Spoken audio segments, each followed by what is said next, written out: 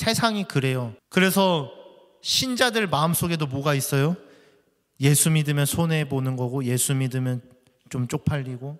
그러나 우리가 잊지 말아야 할 것은 그 하나님의 능력을 구하는 것을 넘어서서 우리를 위해 스스로 낮아지신 그 하나님 자체를 사랑하고 교제하고 만나는 것이 더 감사함, 더 기뻐해야 된다라는 것입니다.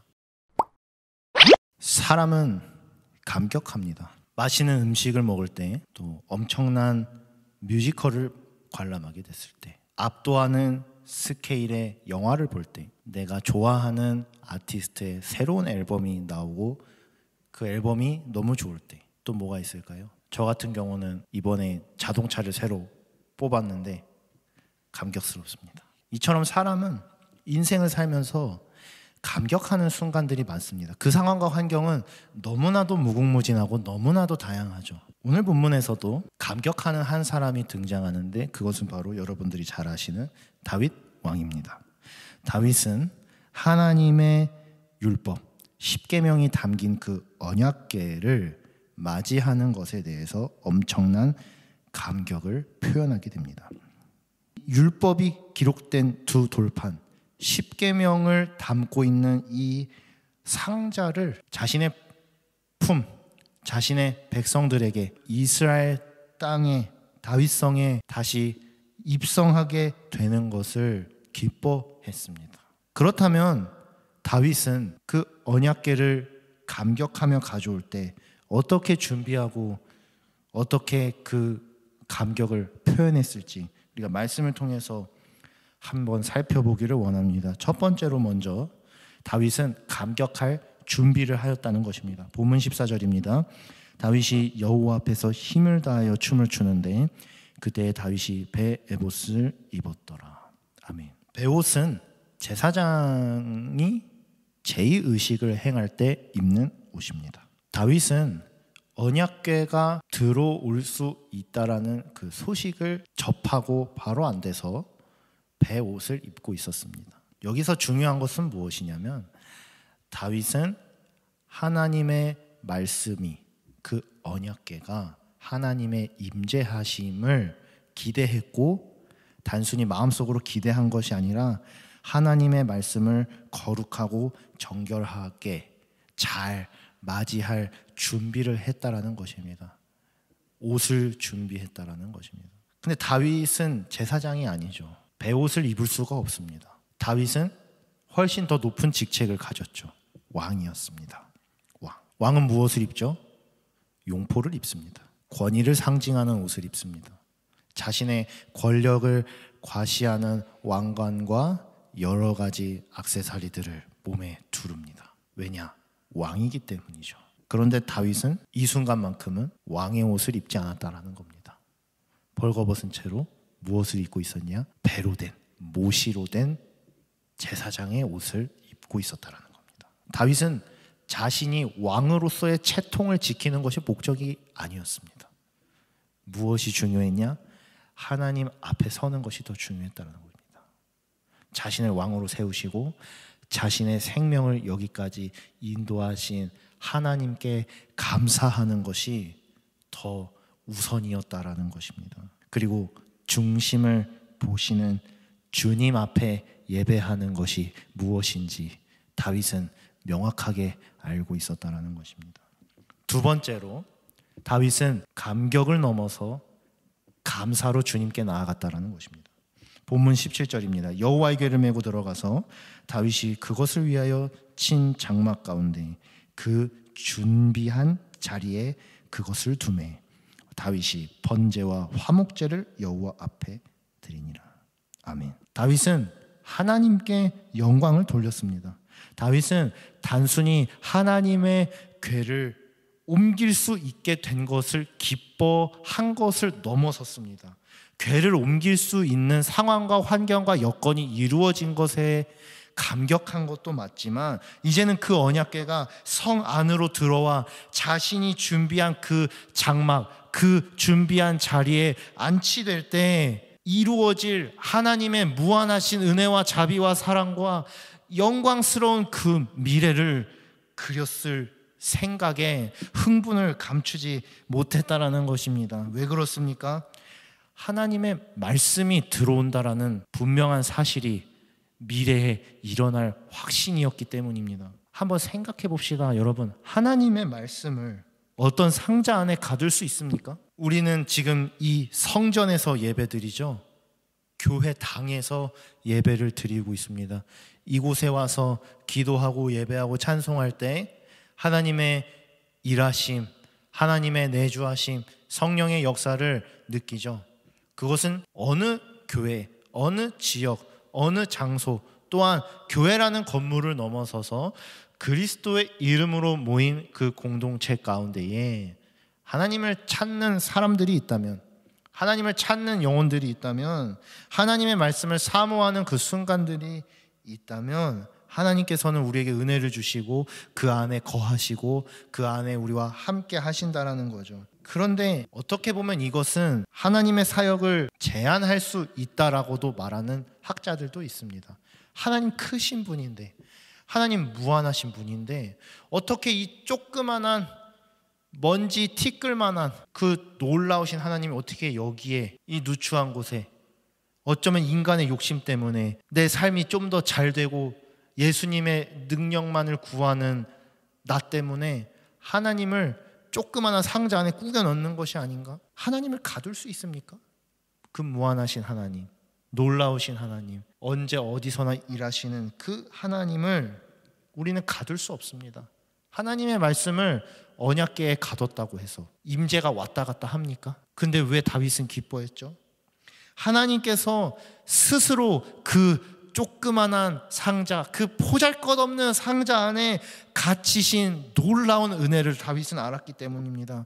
그 무한하신 하나님께서 인간을 위해서 그 인간에게 자신의 은혜와 사랑을 조금이라도 전해주고 싶어 하셔서 자신을 스스로 제한하시고 가두셨다라는 겁니다. 어느 누가 신을 상자 안에 가둔다라고 표현합니까? 그 어떤 종교도, 그 어떤 무당도, 그 어떤 신들도 자신을 상자 안에 가뒀던 유일한 신은 없었습니다. 그 유일한 신이 오늘 성경에 등장합니다. 그분이 바로 여호와 하나님이십니다. 그분은 말씀 안에 스스로 가두셔서 우리가 그 말씀을 읽을 때에 우리의 죄를 깨닫게 하시고 놀라우신 은혜와 사랑을 우리에게 덧입혀 주신다라는 겁니다. 심지어 그 말씀이신 예수께서 친히 육신 안에 갇히셨죠. 갇히신 것을 넘어서서 고난받으셨어요. 수치와 조롱을 받으시고 인류의 모든 죄를 담당하시기 위해 십자가에 달려 죽으셨다라는 겁니다.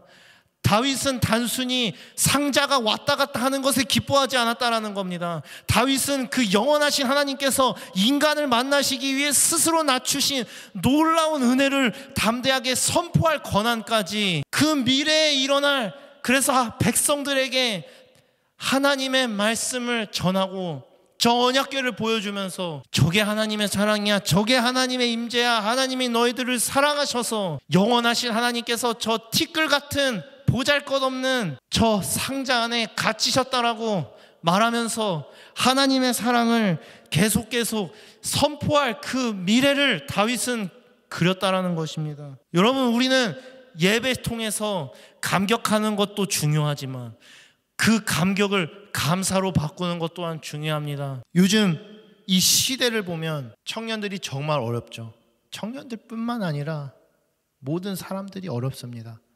그렇게 되다 보니까 어떤 현상이 일어나요? 찬양도 위로, 은혜, 설교도 위로, 다 잘 될 겁니다. 그러나 우리가 잊지 말아야 할 것은 그 하나님의 능력을 구하는 것을 넘어서서 우리를 위해 스스로 낮아지신 그 하나님 자체를 사랑하고 교제하고 만나는 것이 더 감사함, 더 기뻐해야 된다라는 것입니다. 그것이 예배의 본질입니다. 감격해야 됩니다.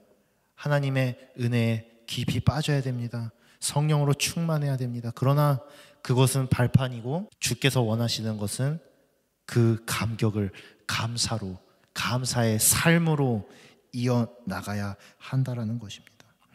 마지막으로 이 감격을 나누어야 한다라는 것입니다. 본문 18절 19절입니다. 다윗이 번제와 화목제를 드리기를 마치고 만군의 여호와 이름으로 백성에게 축복하고 모든 백성 곧 온 이스라엘 무리에게 남녀를 막론하고 떡 한 개와 고기 한 조각과 건포도 떡 한 덩이씩 나누어 주매 모든 백성이 각기 집으로 돌아가니라. 언약궤 이야기, 이 사무엘하 6장에서 기록되는 이 언약궤 이야기는요, 단순히 식사에서 끝나지 않습니다. 식사에서 이야기가 끝나는 것이 아니라 음식을 나눔으로 끝납니다. 다윗은 식사를 하는 것, 그 식사를 나누는 것까지도 예배라고 분명하게 나타내 보이고 있습니다. 건포도 떡덩이는 호세아 3장 1절에서 다른 신들에 대한 숭배와 관련된 텍스트들이 나옵니다. 그리고 예레미야 7장 18절과 4장 19절에서는 하늘의 여왕을 위해 만든 과자로 언급되어지죠. 이 여러 가지 구약 사본들을 보고 생각해 본다면 단순히 음식을 나누는 것은 일종의 봉사의 개념이 아니라 예배의 개념으로 보아야 한다는 것입니다. 제의적인 의미를 지니고 있었음을 다윗이 몸소 보여주고 있다는 것입니다. 또한 다윗은 백성들에게 음식을 나눠주는 것을 넘어서서 그들을 축복합니다. 다윗은 왕으로서 그 백성들을 축복한 것도 있지만 베옷을 입었기 때문에 하나님을 섬기는 사람으로서도 그들을 축복했고, 더 나아가서 예배자로서 하나님을 사랑하는 사람으로서 그 상자 안에 스스로 갇히신 하나님의 은혜와 사랑을 기억하며 나도 당신이 낮아지신 것과 같이 나도 낮아져서 저 백성들을 사랑하고 섬기고 나누어주고 축복하며 살겠노라는 결단의 메시지가 이 안에 담겨 있다는 것입니다. 그 예배를 누렸습니다. 사람들이 먹고 마셨습니다. 먹을 것을 나누고 베품으로써 감격은 배가 됐고 하나님께서 기뻐하시는 예배의 현장이 끊기지 않았다라는 겁니다. 그들은 집으로 돌아갔습니다. 다른 곳으로 돌아간 것이 아닙니다. 그 집으로 돌아가서 그 집에서 축복을 또 뿌리고 나누었습니다. 그 축복을 기억했습니다. 기념했습니다. 여러분, 이것이 전도입니다. 전도는 예배의 기반이 되어야 됩니다. 우리가 복음을 전하는 것, 현장에 나가서 살아있지만 생명 없는 이들에게 하나님의 사랑을 전하기 위해서 가장 필요한 것은 무엇이냐? 우리가 예배 공동체로 세워져야 한다는 것입니다. 이것이 전도의 첫 스텝이라는 것입니다. 그렇다면 우리 한번 결론의 말씀 맺고 마칠 텐데요. 왜 감격해야 됩니까? 다윗의 마음과 상황? 오케이. 근데 이 스토리가 도대체 내 삶과 무슨 상관이 있다는 것입니까? 신명기 10장 8절의 말씀을 제가 봉독하겠습니다. 그때에 여호와께서 레위 지파를 구별하여 여호와의 언약궤를 매게 하며 여호와 앞에 서서 그를 섬기며 또 여호와의 이름으로 축복하게 하셨으니 그 일은 오늘까지 이르느니라. 아멘. 우리가 예배하는 이유는 무엇입니까? 하나님이 명령하셨기 때문입니다. 우리가 이 모임을 계속해 나가는 이유가 뭡니까? 하나님이 명령하셨기 때문입니다. 그렇다면 우리가 모여서 대화하고 교제하고 사랑하고 나누어주고 섬기며 서로를 위해 축복하며 이 사역의 과정을, 이 예배의 자리를 지키며 살아가는 이유는 무엇입니까? 주님께서 여러분들을 부르시고 명령하셨기 때문이라는 것입니다. 하나님의 말씀이 그렇게 선포합니다. 그 일이 오늘까지 이른다. 하나님이 말씀하셨어요. 그 현장이, 그 축제가 하나님의 말씀을 나누고 서로가 사귀고 사랑하고 먹고 마시고 서로를 축복하는 그 놀라운 예배의 현장이 오늘날에도 여전히 이루어져야 함을 여호와께서 분명히 말씀하신다는 겁니다. 이 순간은 단순히 구약시대에만, 고대시대에만 이루어지는 어떤 이야기가 아니라는 것입니다. 여전히 우리의 삶 가운데에 이 한국 교회 가운데에, 우리의 가정 가운데에, 우리의 삶의 현장과 일터 가운데에 여전히 끊임없이 일어나야 된다는 것입니다. 그런데 때로는 우리는 그것을 주저합니다. 왜 그렇죠? 우리가 함께 있진 않았지만 우리가 인생을 살다 보면 꼭 미갈과 같은 사람이 주변에 등장하기 때문입니다. 요즘 시대에 교회를 다녀. 예수가 있다고? 보여줘봐. 예수 믿으면 뭐해? 비리 저지르잖아, 횡령하잖아, 세습하잖아, 나쁜 짓 하잖아. 교회 다닌다고? 뒤에서 서로 욕하잖아. 사랑한다고? 미갈은 다윗을 보고 이야기하죠. 야, 너 폼 좋다. 왕이 돼가지고 빨개 벗고 그러고 싶냐? 신하들이 다 봤다. 쪽팔리지도 않냐? 그런데 다윗은 자신이 벌거벗은 것이 중요한 것이 아니었습니다. 자신이 하나님 앞에 예배하는 것이 중요했습니다. 그래, 나 춤췄다. 나 기뻐서 뛰었다. 왜? 하나님이 나를 살려주셨기 때문에, 하나님이 나를 구원하셨기 때문에. 네 아빠가 나를 죽이려고 할 때 하나님이 어떻게 하셨냐? 나를 살려주셨어. 너네 아버지를 그 왕자에서 끌어내시고 대신 나를 앉히셨어. 나에게 놀라운 은혜와 사랑을 허락하셨어. 근데 내가 어떻게 춤을 안 출 수 있어? 내가 어떻게 기뻐 뛰지 않을 수가 있겠어? 내가 어떻게 찬송하지 않을 수가 있겠어? 하나님이 나를 구원하셨는데, 하나님이 나를 살리셨는데 내가 어떻게 가만히 있을 수 있겠어? 여러분, 때로는 세상 사람들이 이야기합니다. 교회는 틀렸다고, 예배는 틀렸다고. 심지어 그런 분위기가 교회 안에서도 이루어집니다. 그러나 그 말이 맞을지도 모르겠지만 여전히 소망이 있는 이유는 주님께서 우리의 소망이 되어주시고 스스로 낮아지셔서 자기를 낮추시고 죽기까지, 고문 받기까지 낮아지신 그 사랑이 우리 안에 여전히 있기 때문에 우리는 소망을 품고 예배하며 이 인생길을 걸어갈 수 있습니다. 여러분, 하나님의 나라를 세워가기를 원하십니까? 예배하십시오. 가정의 말씀이 회복되기를 원하십니까? 여러분, 기도하십시오. 여러분들의 인생이 힘들고 어려울 때에 예배하십시오. 예배하십시오. 원수들이 여러분들을 공격하고 치러 올지라도 주님께서는 여러분들에게 말씀을, 사랑을, 놀라우신 은혜를 베풀어 주십니다. 그 은혜를 취하십시오. 여호와를 경외하는 것에 대해서 꼭 눈치 주는 사람이 있어요. 부모가 될 수도 있고요, 내 남편이 될 수도 있고요, 내 아내가 될 수도 있고요, 내 친구가 될 수도 있습니다. 꼭 눈치 주는 사람들이 있어요. 직장 상사가 꼭 눈치 줘요. 어렵게 만들어요. 상황을 불리하게 만들어요. 세상이 그래요. 그래서 신자들 마음속에도 뭐가 있어요? 예수 믿으면 손해보는 거고, 예수 믿으면 좀 쪽팔리고, 어디 밖에 나가면 교회 다닌다고 얘기하지 말아야지.